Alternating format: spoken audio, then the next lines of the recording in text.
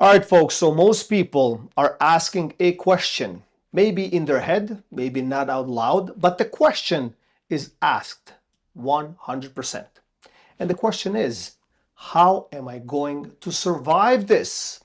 So, if you speak to your neighbor, they will not maybe disclose what is exactly going on. And I'll get into the details, what happened from the peak of 2022 and how this will affect everybody. Some people say, well, I don't care. It's not my gig. I did not make that decision. I don't care. Well, whether you care or not, it will affect you, right? And also, we have to understand something. I think we're at a crossroad at this moment right now where we have to decide. And we have to decide what we will do with our money, with our personal money, and with our brain, with our thoughts. So I'll get into that in a second. But before I get into that, I think we're definitely in a crash already a long time. And the data shows prices have been falling since 2022. But it cracks me, and I have to share this with you. Like, I'm not going to disclose the big seminars I went to. It was a big bank. Like, I'm not going to disclose the bank. It's like with the green banner and the logo. And it's funny, like I've been going to these events for years now, okay? And I'm not gonna say that they don't know or they don't see, but they might not be disclosing. So check this out. I go to this conference, this seminar, and it's like, they're talking, but a lot of it is left in kind of in the trenches. And when I asked the question, it was in the beginning of 2025. I asked a specific question. I took the mic, full room, like over 1,000 people, and I asked the question. So how will 2026 look like? And they answered, well, we cannot predict the future, but by the statistics, we are just fine. Think about it for a second. So now they're coming up with these interesting blogs and ways how to kind of decipher our situation. And now it's like, well, you're gonna have to pick. This is exactly where I'm coming to. And it's like you have to pick and decide how you will interpret your behavior, your future. Well, you can go one way as an investor and look at the fact that, at the end of the road, eventually we will run out of real estate. So we're gonna have to build again in order to top it up. So that's one way of looking at it. So you buy now at a discount, right? Thinking that this is the bottom, and then you wait, you project, and then eventually you gain, you benefit, correct? So the second part is you realize that it might happen, but it is extremely dangerous because like there's a lot of components that need to happen. And I'll get into that. So the way I'm trying to decipher it for myself is basically if somebody is selling, somebody has to buy. And if we got to the point that even the discount is overpriced, then what are we hoping for, right? So one, somebody has to lose the money.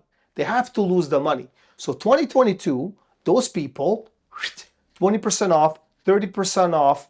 I have cases even 50% off, okay? So these folks, whether it's greed, whether it's investment, whether they were smart, ahead of the game, don't care. But these folks, they are possibly not able to recover. We're talking about normal people here, okay? They cannot recover with their earnings, like they're decades out, 2 decades, 4 decades, who knows, right? So losses are incredibly high. Like I've seen losses at like 100,000, 200,000, 500,000, $1 million, $1.5 million, 2 million, like you name it. I have seen those losses on paper, legit losses, okay? So that's the one concept. Now, the second concept is this might happen, okay? And let's just craft a scenario. If our economy Canada as a whole, as a country, becomes profitable, right? And their citizens. So we make more money. We gain more interest on a global platform, right? Worldwide. We are more interesting. We are more beneficial. We can make the money. We have a mechanism. People will come. People will come for schooling. People will come for investment. And they did for a long time. And we have seen it, right? All the way from 2000s and up. It's all investment. People were flocking to Canada because of what? Environment. Safe. Let's make money. Nobody bothers you. Let's go. That's the mentality. Now, do we have it at this point in 2026? No. That's the short answer. And this is it. We don't have it. Okay? And people are finding other alternatives and other ways to make money somewhere else. So they're taking their stash somewhere else. Now, those losses from the peak are gone. Okay, these people can't recover. Now, the people that are in line, we're talking new buyers, new couples, newlywed, you name it, like the people in the lineup, okay? What do they need to have in order to pull the trigger? Environment. They need to be secure, safe, comfortable, and what? Have the money, right? To buy, right? Like they need to feel the environment that it's the right time. So at this point, we have none of that. So how long is it going to take? So it might take, in my opinion, I don't think anything significant will happen before 2030. I don't think the needle will like exist, never mind move anywhere. Yeah, people still are going to trade because nothing ever stops to a complete halt or zero. However, it's not going to be as hectic, as profitable, as necessary. Remember, people were changing homes during golden times because they wanted to, not because maybe they had to, just they wanted to change. They wanted something better, right? Investors, they could take more risk because they could see the potential gain and profits, right? So they could use their skill and their money and their know-how and their friends and community and whatever, right? To make it happen.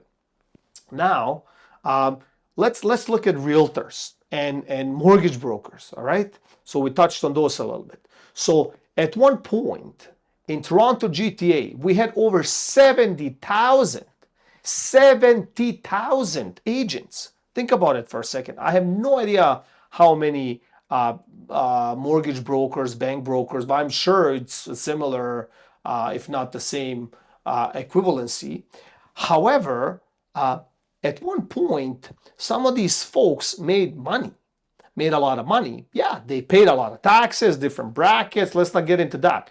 But at a sum, they had a job. They could do something. Now, that's gone. So you watch how industries are breaking and even big companies. We're talking corporate now. Let's forget about realtors and banks. We're talking corporate. Even those folks, like I see my subscribers, the people that watch this video, they comment below. I see them. They say, listen, I'm afraid like if I will have a job this year or next year. I'm being replaced. AI is replacing me. I know I made a lot of videos in the past, like when it first came out, and I saw like the huge impact that it will do. Not today, but it will do it in a century, maybe half a century, two, I don't know, but it will do it. Now, so where we're at. So we're at a point that I mentioned in the beginning of this video that there's really no way out. It has to be a free fall, and prices have to literally land where they're supposed to. As simple as that. And at that landing, at that, I would say, bracket of price, when it becomes affordable again for the masses, then we will see a push, which is common sense, is economics one-on-one, right? So you'll see a push, you'll see an increase, you'll see all of the above. You'll see that sector of the industry kind of boom. So let me ask you another question. And the question is this. Let's say we pick Niagara Falls, right?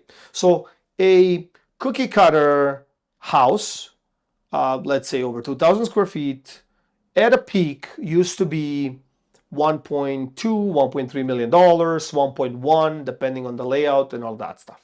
Great.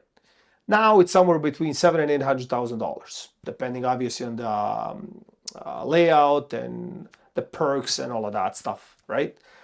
However, now let's say, imagine that these homes, those identical homes, are $350,000 now.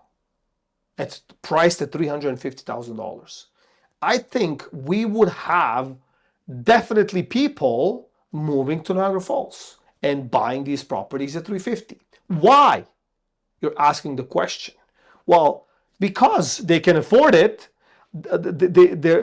they will sacrifice to drive. They will sacrifice to find maybe employment somewhere else, but they would buy it.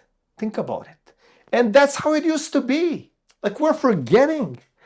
That's how it used to be. If you wanted to buy a home in Toronto back in the day, a decade ago, like you're hovering around $1 million, 800 to $1 million. But if you drive an hour and a half from Toronto, like, you can buy a house for 300 grand, not a problem, right?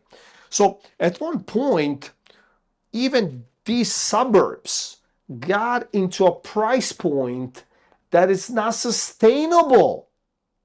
Like, regardless what you sacrifice, you can sacrifice whatever you want. You cannot afford it, and therefore there's no will to do it. Now, 1 in 3 Ontario homes purchased during peak of 2022 resold at a loss. Think about it. 1 of 3. That's crazy. That's over 30%. Maybe some of them didn't sell or whatever. So near 1 in 10 Toronto homeowners may fail to refinance soon. So 1 in 10, that's 10%. We already see people literally going bankrupt overnight. Why? Because no matter what they do, right? A week has 7 days. A day has 24 hours. If they work 24 hours and 7 days straight for a month, they still cannot afford these increases and to survive in this environment. So comment below. What do you believe? Which side are you taking? Investor side and wait until it goes up? Or we're still waiting to hit the bottom and to reset the whole thing for the middle class to actually start shining again? Thank you all for watching, and I'll see you in the next one.